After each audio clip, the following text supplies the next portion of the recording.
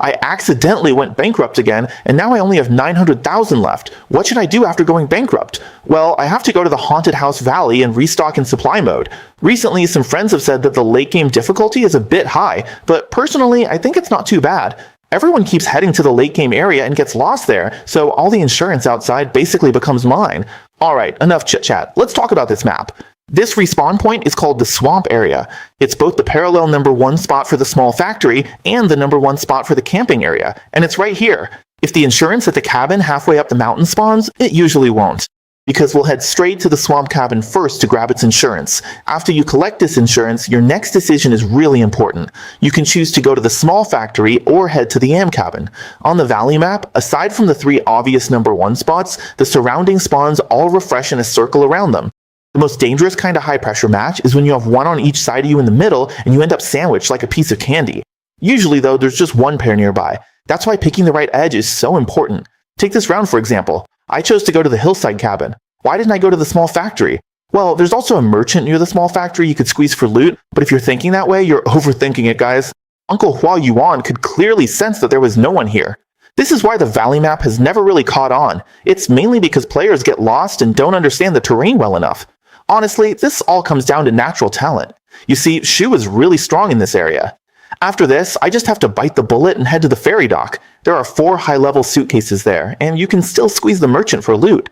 Some of you have been telling me to save some smokes, but honestly, there's no need to save any at all. Sell all the paper and small gold items, because the small purple ones will only affect how many times you can list items and your warehouse capacity.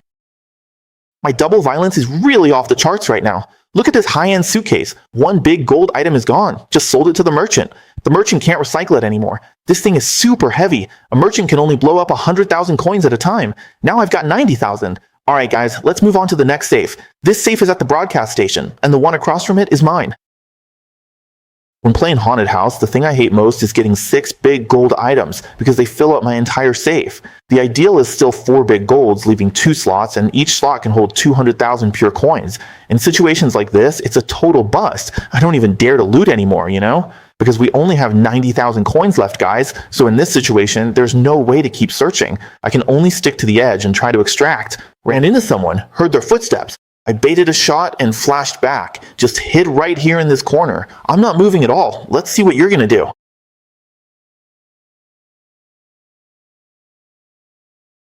Ran into some punk and just happened to find the mist merchant on the way, finally able to sell off his big gold. So annoying, heavy, and such a pain to carry.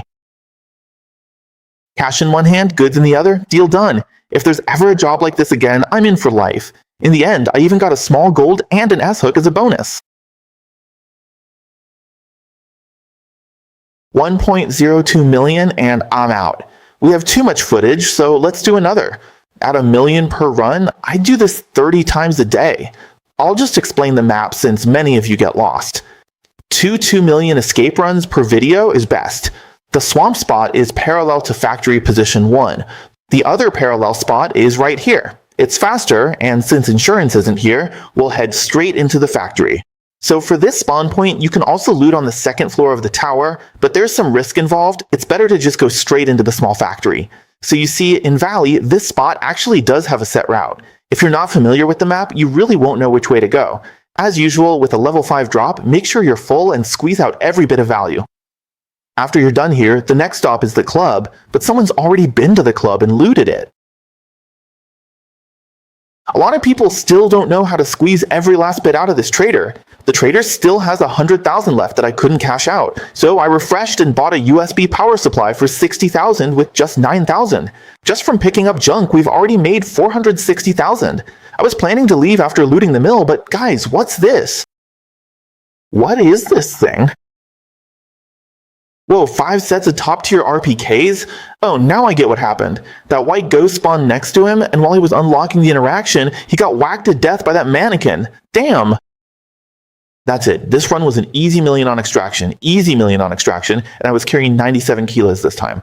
Lastly, let me talk a bit about our update plan. Right now, we're posting 2 clips every day, and both are either million ruble extractions or double gold bar extractions.